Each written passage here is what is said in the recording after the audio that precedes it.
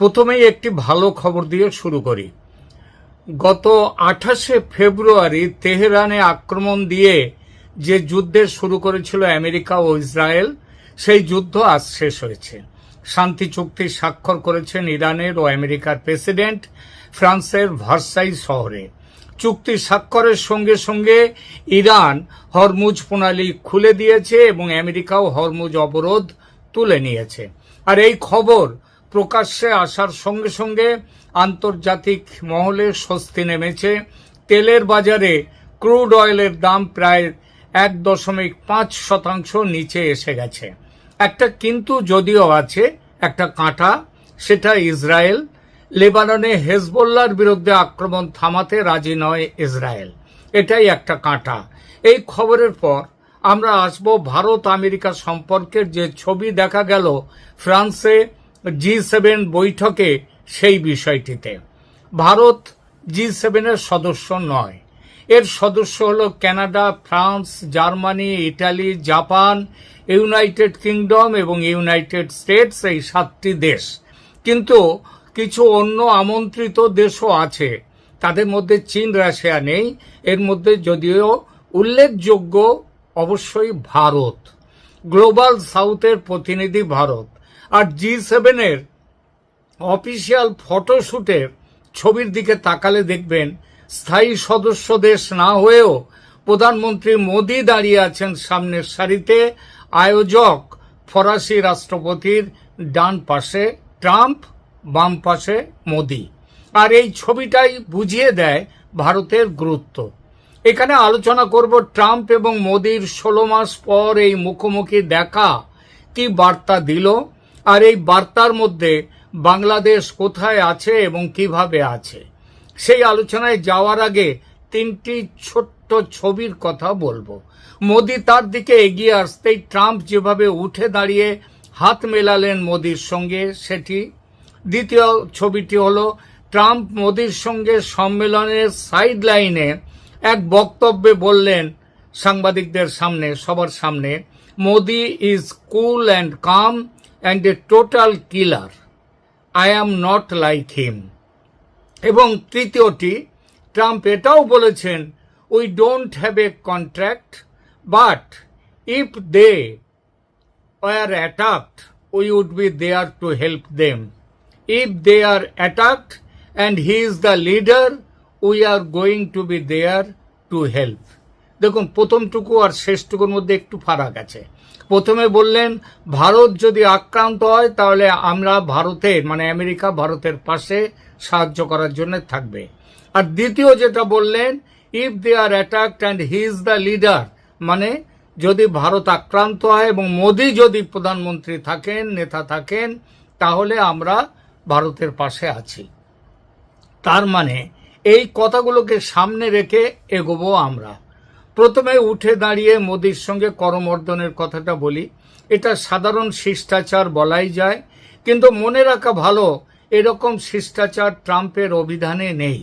মোদি আসার আগে আরও অন্য দেশের রাষ্ট্রপ্রধান এসেছেন, ট্রাম্প তাদের দিকে বসে বসেই হাত বাড়িয়েছেন, কিন্তু মোদি আসতেই তিনি উঠে দাঁড়ালেন।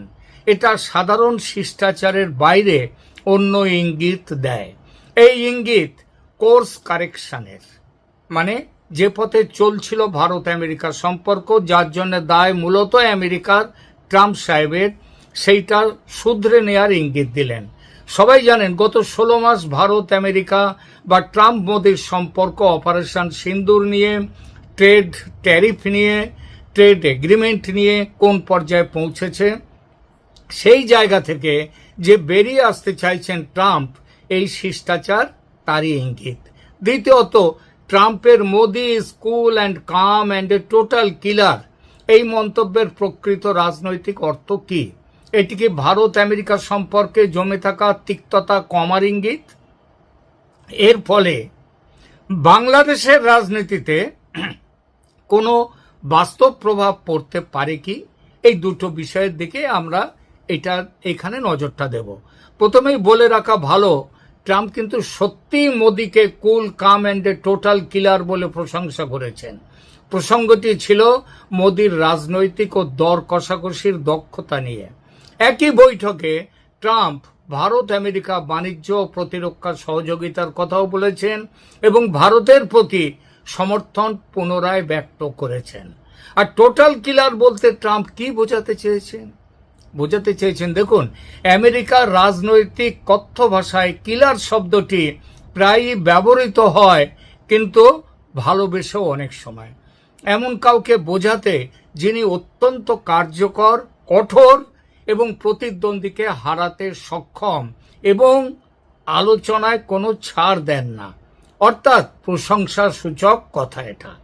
ট্রাম্পের বক্তব্যের বাংলা করলে দাঁড়ায় মোদিকে বাইরে থেকে শান্ত ও স্থির দেখায়, কিন্তু দর কষাকষি ও রাজনীতিতে তিনি অত্যন্ত কঠিন প্রতিপক্ষ। এটা কিন্তু প্রশংসার ভাষা। ট্রাম্প নিজেও অতীতে কিছু নেতাকে কখনো কখনো এ ধরনের ভাষায় বর্ণনা করেছেন। তাই এটিকে সরাসরি কোনো নিরাপত্তা বা সামরিক ইঙ্গিত হিসেবে দেখা উচিত নয়, বরং এটি হলো দুজনের ব্যক্তিগত রসায়নের ভাষা। তবু কেন এই প্রশংসা গুরুত্বপূর্ণ? কারণ গত 1.5 বছরে ভারত আমেরিকা সম্পর্কে কিছু অস্বস্তিকর বিষয় জন্মেছিল। এর মধ্যে ছিল, আগেই বলেছি, শুল্ক ও বাণিজ্য বিরোধ, ভিসা ও প্রযুক্তি স্থানান্তর নিয়ে মতপার্থক্য, বাংলাদেশ প্রশ্নে নীতিগত পার্থক্য, চীনকে মোকাবিলার কৌশল নিয়ে মতভেদ, ভারতের কৌশলগত স্বায়ত্তশাসন, এই সব বিষয়গুলো আছে। তবুও G7 দুই নেতার উষ্ণ সাক্ষাৎ, ট্রাম্পের প্রকাশ্যে প্রশংসা এবং প্রতিরক্ষা সহযোগিতার উল্লেখ, ওই যে আক্রমণের ব্যাপারটা বললাম, এই সব কিছু ইঙ্গিত দেয় যে ওয়াশিংটন ও নয়াদিল্লি আবার সম্পর্কের ইতিবাচক দিকগুলোকে সামনে আনতে চাইছে। কিন্তু সব সমস্যার সমাধান কি হয়ে গেছে? না। কিন্তু একটা গুরুত্বপূর্ণ বিষয় আছে। ভারত ও আমেরিকার সম্পর্ক বর্তমানে কোনো জোট নয়, অ্যালায়েন্স নয়, বরং স্ট্র্যাটেজিক পার্টনারশিপ, মানে আরো গভীর সম্পর্কের অংশীদারিত্ব। দুই দেশ চীনকে নিয়ে উদ্বিগ্ন, ভারত মহাসাগরীয় অঞ্চলের সহযোগিতা চায় দুটো দেশই, প্রযুক্তি ও প্রতিরক্ষা ক্ষেত্রে দুই দেশ ঘনিষ্ঠতা বাড়াচ্ছে, কিন্তু সব বিষয়ে একমত নয়। কোন কোন বিষয়ে? যেমন দেখুন, বাংলাদেশ বিষয়ে মতভেদ আছে ভারত আমেরিকার, রাশিয়া থেকে তেল কেনা, ইরানের সাথে সম্পর্ক, তারপর বাণিজ্য নিয়ে তো আছেই। এসব ক্ষেত্রে মত পার্থক্য এখনো আছে। সুতরাং ট্রাম্পের প্রশংসা মানেই সব বিরোধ শেষ, এ কথা বলা যাবে না। তবে একটা যে ইঙ্গিত আসছে সেটা বলা যাবে। এই ইঙ্গিতটা কতটা বাংলাদেশ প্রসঙ্গে, সেই আলোচনা এখানে করি। আমার মতে সবচেয়ে গুরুত্বপূর্ণ প্রশ্নটি এখানেই, কারণ বাংলাদেশ বর্তমানে শুধু ভারত বা আমেরিকার বিষয় নয়। বাংলাদেশ এখন ভারত, চীন, আমেরিকা, জাপান, ইউরোপীয় ইউনিয়ন, এমনকি রাশিয়া, এদের সবার প্রতিযোগিতার ক্ষেত্র হচ্ছে বাংলাদেশ। আমেরিকার প্রধান উদ্বেগ, ওয়াশিংটনের দৃষ্টিতে বাংলাদেশ খুবই গুরুত্বপূর্ণ। এই গুরুত্বের পেছনে আবার আছে চীনের ভূমিকা। এই গুরুত্বটা আরো কেন? কারণ বঙ্গোপসাগরের জন্য, ভারত মহাসাগরীয় নিরাপত্তার জন্য এবং চীনা প্রভাব নিয়ন্ত্রণের জন্য। আমেরিকার সবচেয়ে বড় উদ্বেগ হলো বাংলাদেশ যেন সম্পূর্ণভাবে চীনের কৌশলগত প্রভাব বলয়ে চলে না যায়। এই কারণে বাংলাদেশের রাজনৈতিক স্থিতিশীলতা আমেরিকার কাছে খুব গুরুত্বপূর্ণ। আজকের খবর, বাংলাদেশ প্রধানমন্ত্রী মালয়েশিয়া হয়ে চীন সফরে যাচ্ছেন, মানে প্রথমে যাচ্ছেন মালয়েশিয়া, তারপরে চীন সফরে, কিংবা বলা যায় চীন যাওয়ার জন্যেই তিনি মালয়েশিয়াতে যাচ্ছেন, অর্থাৎ ভারতকে ব্রাত্য রাখছেন। এই খবর আমেরিকার কাছে আগে থেকেই আছে। এর অর্থ বাংলাদেশ ক্রমশ চীনা বলয়ে ঢুকছে। তার ফলে গতকাল যখন এই বাংলাদেশ প্রসঙ্গকে মাথায় রেখেই কিন্তু আমেরিকা এই কথাগুলো বলেছে ভারত সম্পর্কে। এখানে ভারতের অবস্থান কি? ভারতের অবস্থান গত 1 বছরে বাংলাদেশ নিয়ে মোটামুটি স্পষ্ট। নয়াদিল্লি চায় বাংলাদেশে এমন একটি রাজনৈতিক বন্দোবস্ত হোক যেখানে নির্বাচন হবে অন্তর্ভুক্তিমূলক, সেখানে আওয়ামী লীগকে বাদ দিয়ে নির্বাচন হবে না, এবং আন্তর্জাতিক গ্রহণযোগ্যতা থাকবে। বাংলাদেশের এই ফেব্রুয়ারিতে যে নির্বাচনটি হলো সেখানে অন্তর্ভুক্তিমূলক নির্বাচন হয়নি এবং সেই নির্বাচনের গ্রহণযোগ্যতা নিয়ে স্বয়ং জামায়াতে ইসলামী, সেখানকার প্রধান বিরোধী দল, তারা কিন্তু বক্তব্য দিয়েছে, তারা বিরোধিতা করেছে। ভারতের দৃষ্টিতে আওয়ামী লীগ কেবল একটি দল নয়, এটি ভারতের দীর্ঘমেয়াদী নিরাপত্তা স্থাপত্যের অংশ। তাই ভারত ইনক্লুসিভ পলিটিক্যাল প্রসেসের কথা বলছে। এর সঙ্গে বাংলাদেশের ইসলামী মৌলবাদের পথে পুরোপুরি চলে যাওয়ার বিরুদ্ধে আওয়ামী লীগ একটি বড় গ্যারান্টি। মানে আওয়ামী লীগ থাকা মানে বাংলাদেশে ইসলামী মৌলবাদ একটা নিয়ন্ত্রণের মধ্যে থাকবে। বাংলাদেশের শেখ হাসিনার 15 বছরের সরকার সেটা দেখিয়ে দিয়েছে। ট্রাম্প মোদি ঘনিষ্ঠতা কি তাহলে এই অবস্থানকে শক্তিশালী করবে? এর স্পষ্ট উত্তর হ্যাঁ, প্রত্যক্ষভাবে এবং পরোক্ষভাবেও।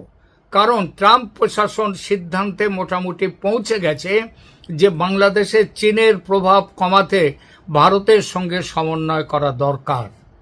না হলে বাংলাদেশ সম্পর্কে, এই ভারত সম্পর্কে ওই কথাটা বলতেন না ট্রাম্প সাহেব যে মোদি কাম অ্যান্ড কুল অ্যান্ড টোটাল কিলার, এবং তারপরেই তিনি আবার এটাও বলতেন না ভারত আক্রান্ত হলে আমরা পাশে। তাহলে ওয়াশিংটন বাংলাদেশের ব্যাপারে ভারতের মতামতকে এবার আগের তুলনায় বেশি গুরুত্ব দেবেই। এটি বাংলাদেশের রাজনৈতিক সমীকরণে প্রভাব ফেলবেই। তাহলে কি আওয়ামী লীগের প্রত্যাবর্তনের সম্ভাবনা বাড়বে? এর উত্তর হলো অবশ্যই, কারণ সেটাই স্বাভাবিক। কারণ আন্তর্জাতিক শক্তিগুলো এবং বিশেষ করে আমেরিকা বর্তমানে সংঘাতের চেয়ে বেশি চায় বাংলাদেশের স্থিতিশীলতা, বাংলাদেশে একটি গ্রহণযোগ্য নির্বাচন, বাংলাদেশের নিরাপত্তা সহযোগিতা এবং বাংলাদেশে একটা চীন বিরোধী ভারসাম্য। চীন থেকে একেবারে চলে যাওয়া নয়, কিন্তু শেখ হাসিনা যে রাজনীতিটা করেছেন, যে কূটনীতিটা করেছেন, ভারত, আমেরিকা, চীন সবাইকে একসাথে নিয়ে চলা, এই বোধটা এবং এই শিক্ষা, এই রাজনৈতিক দূরদৃষ্টির তারেকের নেই, তারেক রহমানের। সুতরাং আওয়ামী লীগ ফিরবে এমন সিদ্ধান্ত এই মুহূর্তে পৌঁছানো কারো কাছে তাড়াহুড়ো মনে হতে পারে। তবে এটুকু বলা যায়, ভারত আমেরিকার সমন্বয় বাড়া মানে আওয়ামী লীগকে রাজনৈতিক নির্বাসনে রাখা, যেটা চলছে বর্তমানে বাংলাদেশে, সেটা থাকবে না। তারেক রহমান সরকারকে তার ধারণা, তার কাজ পাল্টাতে হবে। সবচেয়ে গুরুত্বপূর্ণ সংকেত আমার কাছে ট্রাম্পের এই মন্তব্যের আসল গুরুত্ব অন্য জায়গায়। G7-এ তিনি শুধু মোদিকে প্রশংসা করেননি, বরং প্রকাশ্য বলেছেন যে ভারতের সঙ্গে তিনি কাজ করতে চান, বাণিজ্য চুক্তি এগোচ্ছে এবং ভারতের নিরাপত্তা নিয়ে আমেরিকার অঙ্গীকার রয়েছে। বাংলাদেশ এই বাস্তবিকতা অস্বীকার করতে পারবে না। তা করতে গেলে অনেক বেশি মূল্য দিতে হবে বাংলাদেশকে। এবার আসি ট্রাম্পের শেষ যে কথাটি বললাম, যে উক্তিটি, সেইটা নিয়ে। ভারত আক্রান্ত হলে আমেরিকা পাশে দাঁড়াবে। আক্রান্ত হলে আমেরিকাকে পাশে পাওয়ার দরকার ভারতের আছে বলে মনে হয় না। তবু একথা বলে ট্রাম্প একটা বার্তা দিলেন। বার্তা যেমন ভারতের উদ্দেশ্যে, তেমনি বার্তা চীনের উদ্দেশ্যে।